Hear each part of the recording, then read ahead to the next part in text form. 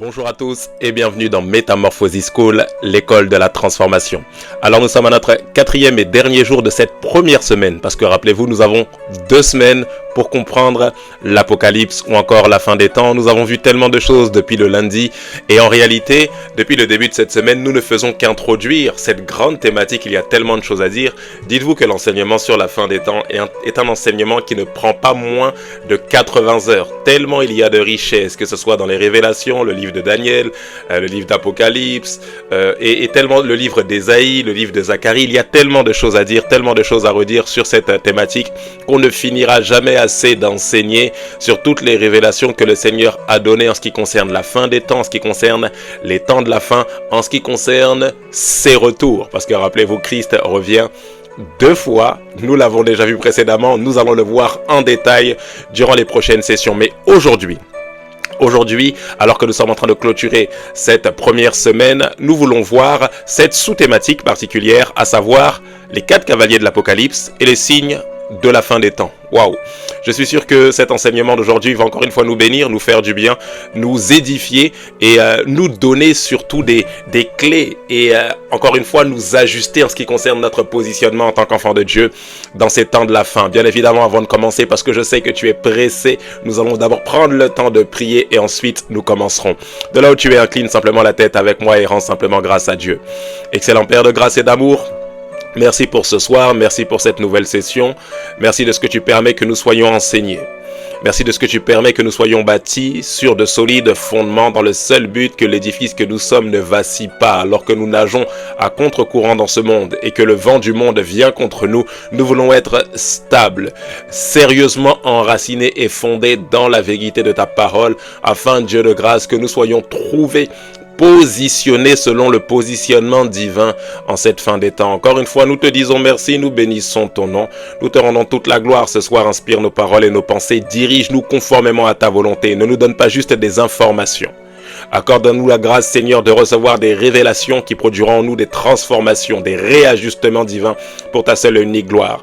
Nous promettons de te rendre toute la gloire alors que nous acceptons de nous laisser conduire par toi, de nous placer sous ton leadership. Merci Père de grâce de ce que tu fais ces choses. Voilà pourquoi nous te disons merci et nous te donnons toutes les éloges et toute la louange que tu mérites. Toute la louange dont tu es digne, Père. Dans le nom de Jésus-Christ, nous t'avons prié. Que quelqu'un dise Amen, Amen. Amen. Bien évidemment, avant de poursuivre cette vidéo, tu prends le temps de la partager sur tous tes réseaux sociaux. Tu la partages sur Snap, tu la partages sur WhatsApp, sur Instagram, sur X, sur Trend, sur Facebook, sur TikTok, partout, parce que nous sommes convaincus que cette vidéo pourra édifier un grand nombre de personnes dans ton entourage. 2 passages bibliques de référence pour ce soir. Le premier passage, nous le retrouvons dans Matthieu chapitre 24, verset 1 jusqu'au verset 8. La Bible dit ceci. Et Jésus sortit et s'en alla du temple, et ses disciples s'approchèrent pour lui montrer les bâtiments du temple, et lui, répondant, leur dit, ne voyez-vous pas toutes ces choses? En vérité, je vous dis, il ne sera point laissé ici pierre sur pierre qui ne soit jeté à bas. Et comme il était assis sur la montagne des Oliviers, les disciples vinrent à lui en particulier, disant, dis-nous quand ces choses auront lieu, et quel sera le signe de ta venue et de la consommation du siècle. Et Jésus, répondant, leur dit, prenez garde que personne ne vous séduise, car plusieurs viendront en mon nom, disant, moi je suis le Christ, et ils en séduiront plusieurs. Et vous entendrez parler de guerre et de bruit de guerre. Prenez garde que vous ne soyez troublés, car il faut que tout arrive, mais la fin n'est pas encore. Je répète, car il faut que tout arrive, mais la fin n'est pas encore. Car nation s'élèvera contre nation et royaume contre royaume, et il y aura des famines et des pestes et des tremblements de terre en divers lieux, mais toutes ces choses sont un commencement de douleur. Je répète, mais toutes ces choses sont un commencement de douleur.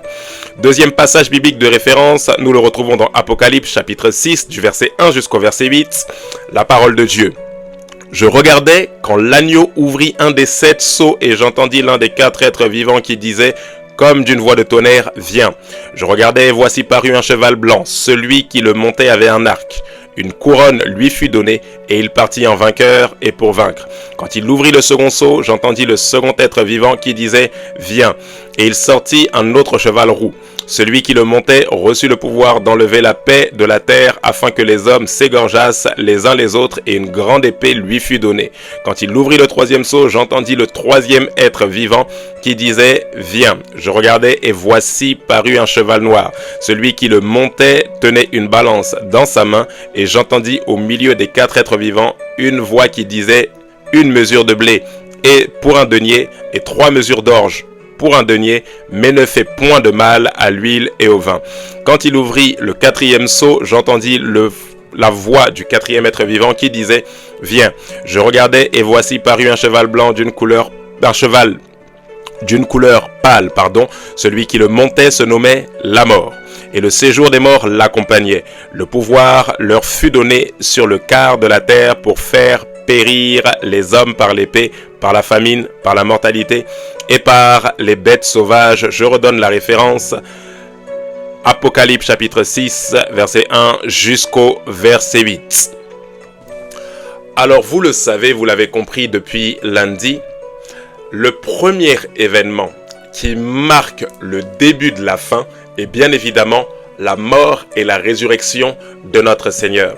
Voilà pourquoi dans Luc chapitre 17, lorsque Jésus reçoit la question de ses disciples, il leur dit d'abord, avant que le royaume s'établisse sur la terre, il faut d'abord que le Fils de l'homme souffre beaucoup et que les gens d'aujourd'hui, les contemporains de son époque, le rejettent.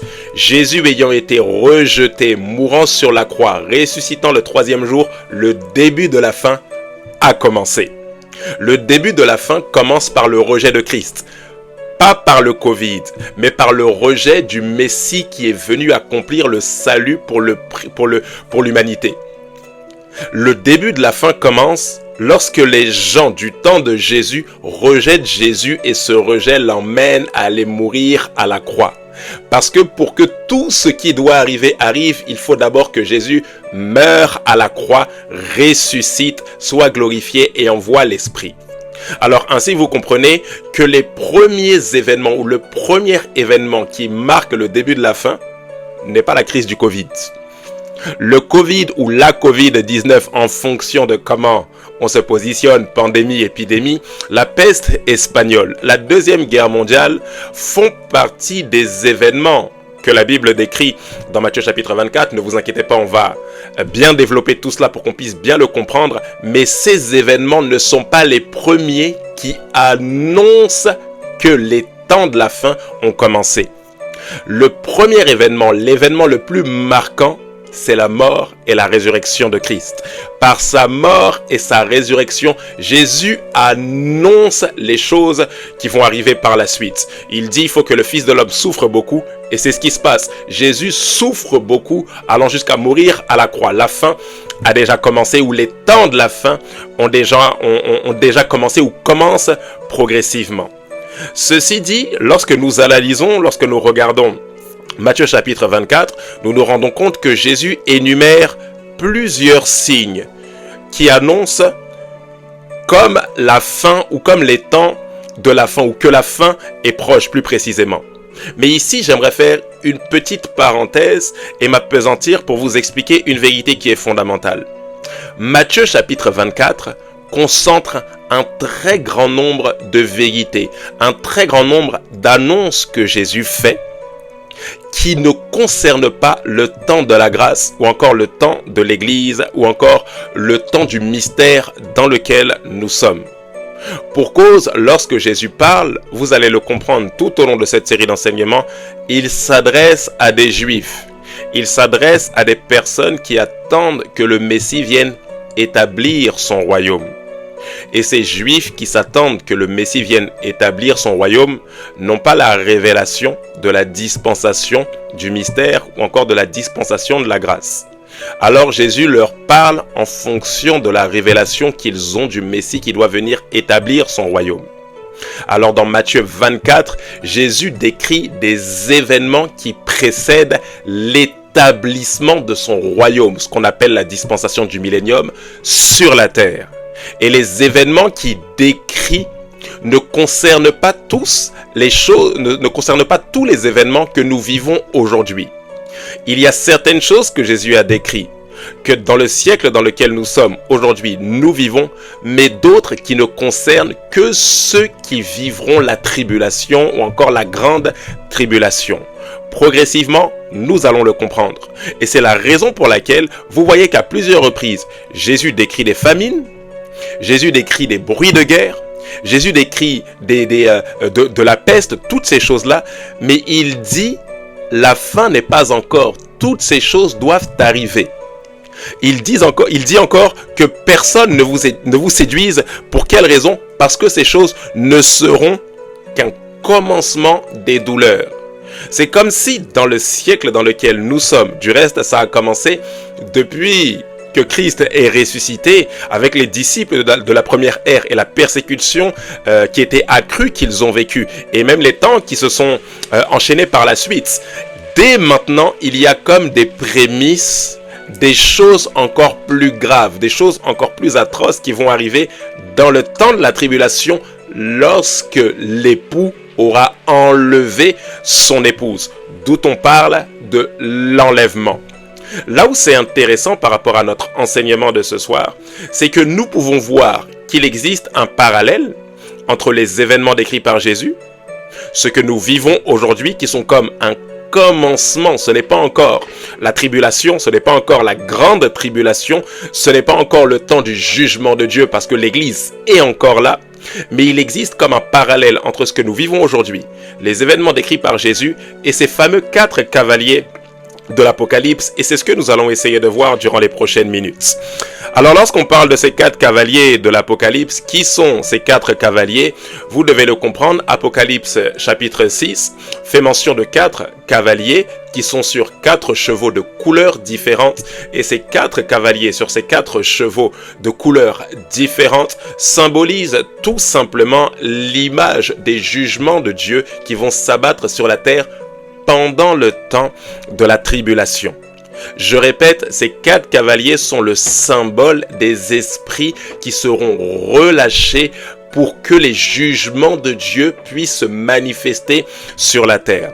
On va le voir beaucoup plus tard, mais ces 7 sceaux et ces 7 trompettes, ces 7 coupes de la colère de Dieu sont tout simplement les jugements de Dieu qui, pendant le temps de la tribulation, vont s'abattre sur la terre. C'est une vérité qui est très importante. Nous prendrons le temps de le développer par la suite.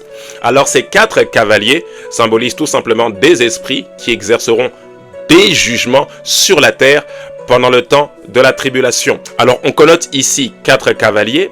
Le premier, c'est le cavalier sur le cheval blanc. Et notez que ce cavalier sur le cheval blanc est tout simplement la figure de l'Antéchrist qui va exercer sa domination sur la terre pendant le temps de la grande tribulation. Alors l'aspect de ce cavalier qui est sur ce cheval blanc peut nous induire en erreur et nous pouvons penser qu'il s'agit du Seigneur.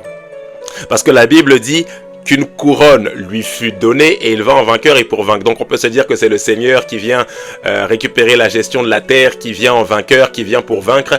Mais ici la Bible nous donne une particularité. Elle nous dit que cet Antéchrist, celui qui doit venir avant le Christ, ce cavalier sur cheval blanc a un arc et elle s'arrête là. Il a un arc, mais normalement un arc doit être accompagné de flèches. Comme si ce cavalier est là pour tromper. Il a toute l'apparence de la puissance sans en avoir la substance. Il a l'arc, il fait mine d'avoir le pouvoir, mais il n'en est rien. Ce qui est très différent de l'autre chevalier qui monte sur le cheval blanc que nous retrouvons dans Apocalypse 19. Il existe une différence diamétrale, une opposition farouche entre le cavalier d'Apocalypse 6 et celui d'Apocalypse 19. Apocalypse 19, le verset 11 jusqu'au verset 16, la Bible nous dit ceci. « Puis je vis le ciel ouvert et voici parut un cheval blanc. Celui qui le montait s'appelle fidèle et véritable et il juge et combat avec justice. Ses yeux étaient comme une flamme de feu, sur sa tête étaient plusieurs diadèmes. Il avait un nom écrit que personne ne connaît si ce n'est lui-même. Regardez un peu la description qu'on fait. Je répète. Puis je vis le ciel ouvert et voici parut un cheval blanc. Celui qui le montait s'appelle fidèle et véritable. Et il juge et combat avec justice. Quelle description! Ses yeux étaient comme une flamme de feu et sur sa tête étaient plusieurs diadèmes. On lui a pas remis une couronne, mais sur sa tête étaient plusieurs diadèmes. Il avait un nom écrit que personne ne connaît si ce n'est lui-même. Et il était revêtu d'un vêtement teint de sang. Son nom est la parole de Dieu. Waouh, la description est sans précédent. Ça n'a strictement rien à voir avec le cavalier que nous retrouvons dans Apocalypse 6, à qui on a remis simplement une couronne et à qui possède tout simplement un arc. Il s'agit ici, dans Apocalypse 6, de celui qui doit venir avant Christ, l'antéchrist, celui qui vient avant le véritable Messie ou celui qui combat, celui qui se dresse comme l'adversaire, donc soit antéchrist ou encore antichrist. Le deuxième cavalier sur le cheval roux est celui qui apporte la guerre, selon qu'il est écrit, et il sortit un autre cheval roux. Celui qui le montait reçut le pouvoir d'enlever la paix sur la terre, afin que les hommes s'égorgeassent les uns les autres, et une grande épée lui fut donnée. Le troisième cavalier, c'est le cavalier sur le cheval noir. Et le cavalier sur le cheval noir est celui qui a comme une balance. Alors vous devez noter ici, dans ce contexte, la balance est tout simplement le symbole de l'économie. Voilà pourquoi la Bible dit « Je regardais et voici parut un cheval noir, celui qui le montait tenait une balance dans sa main, et j'entendis du milieu des 4 êtres vivants une voix qui disait « Une mesure de blé pour un denier et 3 mesures d'orge pour un denier, mais ne fait point de mal à l'huile et au vin. » Alors cette balance est comme un outil de mesure, c'est-à-dire que ce cavalier sur cheval noir aura pour mission d'exercer un jugement, ou aura pour mission d'avoir un contrôle sur l'économie mondiale. Nous allons voir progressivement de quoi il s'agit dans les prochains jours. Enfin, il reste un dernier cavalier, c'est le cavalier pâle qui a fait couler beaucoup d'encre, qui a fait parler beaucoup avec ce qui s'est passé pendant les JO, et on voit ce cavalier, ce chevalier pâle qui est en train de se balader dans les rues de Paris pendant toute la cérémonie des Jeux Olympiques. Et ce cavalier pâle est celui qui apporte tout simplement la mort. La Bible dit ceci: je regardais et voici parut un cheval d'une couleur pâle. Celui qui le montait se nommait la mort, et le séjour des morts l'accompagnait. Le pouvoir leur fut donné sur le quart de la terre pour faire périr les hommes par l'épée, par la famine, par la mortalité et par les bêtes sauvages. Alors je le répète, ces 4 cavaliers sont les figures des esprits qui seront relâchés pour exercer les jugements de Dieu pendant le temps de la tribulation, lorsque l'épouse sera enlevée, lorsque l'église de Christ sera enlevée. Nous prendrons le temps d'expliquer toutes les implications de cette idée d'épouse d'église qui est enlevée avant que la tribulation commence, avant que les jugements de Dieu s'exercent sur la terre, parce que cette vérité est très très importante. Alors nous ne sommes pas encore, et c'est là où la vérité est fondamentale, nous ne sommes pas encore dans l'ère de ces cavaliers. Ces 4 cavaliers n'ont pas encore été relâchés. Ça, c'est une vérité qui est très très importante. Parce que très souvent, lorsque nous parlons d'Apocalypse, de fin des temps, nous commençons déjà à dire oui, les jugements de Dieu sont en train de s'exercer, on voit les tremblements de terre, etc. Rappelez-vous, Jésus a dit, ça ne sera qu'un commencement des douleurs, mais la fin n'est pas encore. Jésus le dit, lorsque vous voyez, que vous entendez ces choses, ne vous laissez pas séduire, ne vous apeurez pas par de quelques personnes qui diraient, ça y est, c'est le retour, le Seigneur est déjà là, etc. Non, la fin n'est pas encore. Mais nous vivons comme un parallèle, nous vivons comme des prémices de choses encore plus graves, rappelez-vous, qui vont arriver par la suite. Alors ici, lorsque nous faisons ce parallèle, nous voulons voir à travers Matthieu chapitre 24, qu'il existe des signes aujourd'hui des temps de la fin. Il existe des signes. Rappelez-vous, la fin n'est pas encore. Nous ne sommes pas encore dans la grande tribulation parce que l'Église n'est pas encore enlevée. Mais dès aujourd'hui, il y a comme un commencement des douleurs. Dès aujourd'hui, il y a comme un commencement de ce qui va arriver lorsque l'Église sera enlevée. Voilà pourquoi au verset 5, nous voyons l'un des premiers signes. L'un des premiers signes, c'est bien évidemment des faux Christ. Jésus dit, il y aura des faux Christ.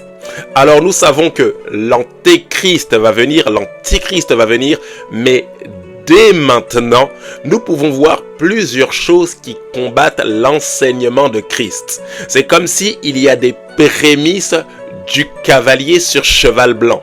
Dès maintenant, le cavalier n'est pas encore relâché. L'antichrist n'est pas encore là, mais dès maintenant, selon qu'il est écrit, il y a maintenant plusieurs antichrists, c'est l'apôtre Jean qui parle. Il y a plusieurs choses qui combattent l'enseignement de Christ ou qui combattent le Messie ou qui combattent Christ. C'est la raison pour laquelle vous voyez qu'il y a de plus en plus de faux enseignements, de fausses doctrines qui sont en train de s'accroître dans toute l'humanité, des choses qui combattent la vérité de Christ. Nous ne sommes pas encore à la fin, mais dès maintenant, nous vivons des prémices de ce qui va être instauré par l'Antichrist.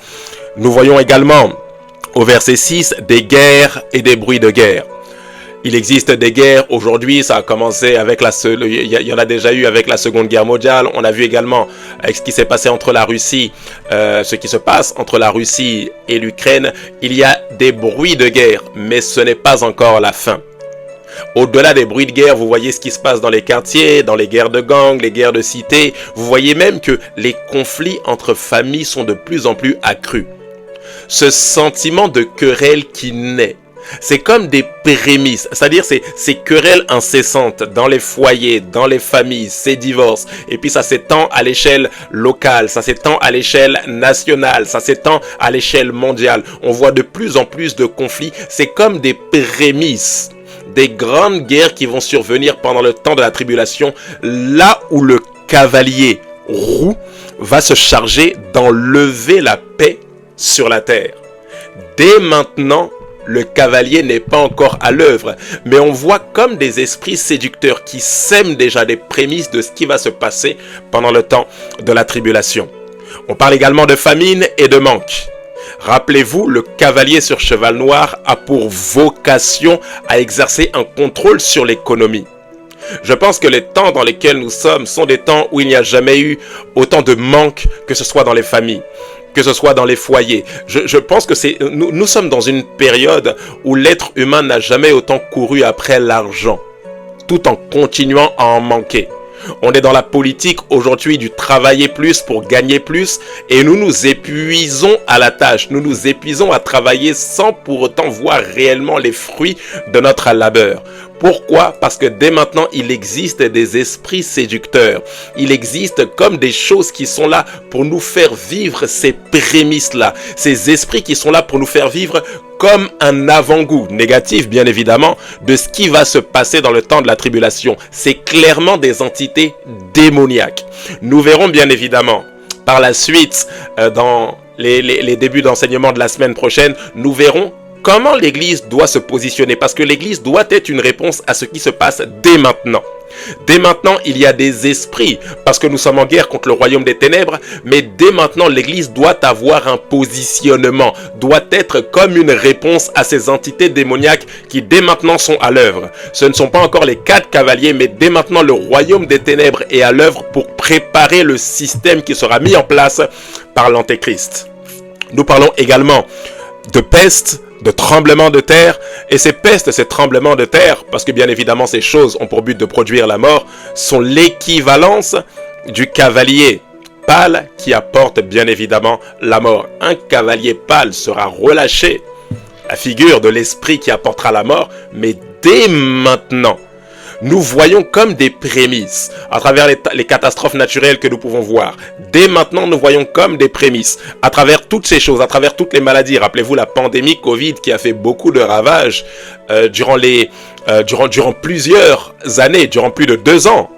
Rappelez-vous toutes ces choses, le nombre de personnes qui sont décédées pendant la peste espagnole. Rappelez-vous toutes ces épidémies, ces pandémies qui ont ravagé la terre avec toutes sortes de maladies, toutes sortes d'infections. Ainsi, vous comprenez que dès maintenant, il y a comme des prémices. Dès maintenant, il y a comme un avant-goût de choses qui arriveront pendant le temps de la tribulation. Alors la bonne nouvelle, c'est laquelle? C'est que bien évidemment, pour ceux qui font partie de l'épouse, de l'église du Seigneur, de l'église de Christ, ces personnes-là seront enlevées avant le temps de cette tribulation. Parce que Dieu n'a pas destiné ses enfants, ceux qui ont placé leur confiance dans la grâce, Dieu ne les a pas destinés à sa colère. Dieu ne les a pas destinés à ses jugements, parce que les jugements pour les enfants de Dieu sont tombés sur la personne de Christ Jésus le jour où ils l'ont reçu comme Sauveur et Seigneur. Alors Dieu ne peut pas à la fois envoyer ses jugements sur la terre, parce que rappelez-vous, la tribulation n'est pas déclenchée par l'Antichrist, elle n'est pas déclenchée par le diable, mais elle est déclenchée par le Seigneur lui-même. Et Dieu ne peut pas envoyer ses jugements sur la terre alors que son épouse bien-aimée est encore sur la terre.